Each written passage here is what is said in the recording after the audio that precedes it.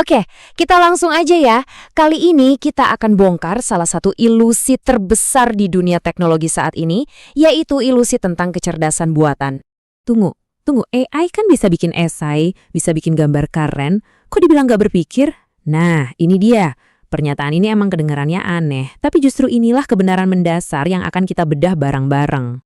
Jadi, pertanyaannya sekarang, kalau AI itu nggak berpikir, terus apa dong yang sebenarnya dia lakukan? Kok bisa hasilnya kelihatan pinter banget? Oke, untuk jawab pertanyaan tadi, kita harus ngintip sedikit ke dapurnya AI.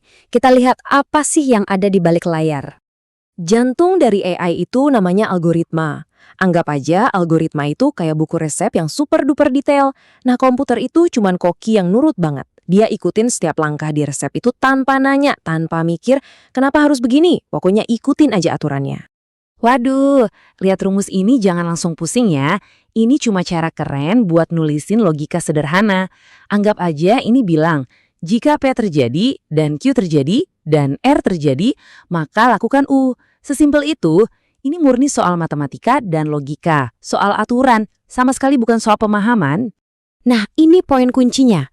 Komputer itu nggak tahu arti dari simbol-simbol itu. Dia nggak ngerti apa itu darah, infeksi, atau terapi. Dia cuma tahu aturannya. Kalau simbol P, Q, dan R muncul barengan, ya udah keluarin simbol U. Dia cuma mainin simbol, bukan ngertiin konsep. Oke, biar makin kebayang bedanya mainin simbol sama beneran ngerti, ada satu eksperimen pemikiran yang keren banget nih, yang bisa ngejelasin ini semua. Jadi, coba bayangin ya, ada orang di dalam kamar, sendirian, dan dia sama sekali nggak bisa bahasa Mandarin. Terus, dari sebuah lubang masuk secari kertas isinya tulisan Mandarin. Di dalam kamar itu ada buku panduan super tebal yang isinya aturan. Kalau kamu dapat simbol A, balas dengan simbol B. Orang ini cuma ikutin buku itu. Dia cari simbol yang masuk, lihat aturannya, terus tulis balasan sesuai buku, dan keluarin lagi lewat lubang tadi. Nah, buat orang di luar, orang di dalam ini kelihatannya jago banget bahasa Mandarin kan? Pertanyaannya, apakah orang di dalam ruangan itu beneran ngerti bahasa Mandarin? Jawabannya, ya jelas enggak dong. Dia cuma ngikutin instruksi dengan sempurna. Dia berhasil mensimulasikan pemahaman, tapi dia nggak punya pemahaman itu sama sekali. Dan eksperimen tadi itu persis banget ngegambarin cara kerja AI. AI itu kayak orang di dalam ruangan tadi. Dia jago banget soal sintaksis, soal aturan, soal mencocokkan pola, tapi dia nol besar soal semantik, soal makna. Dia nggak ngerti arti dari apa yang dia proses. Terus, apa efeknya di dunia nyata kalau AI ini cuma jago sintaksis tapi nggak punya semantik? Nah, kelihatan banget dari gejala-gejalanya. Karena AI itu belajarnya dari data, dari pola statistik, dia jadi sering keseleo di hal-hal yang buat kita manusia gampang banget.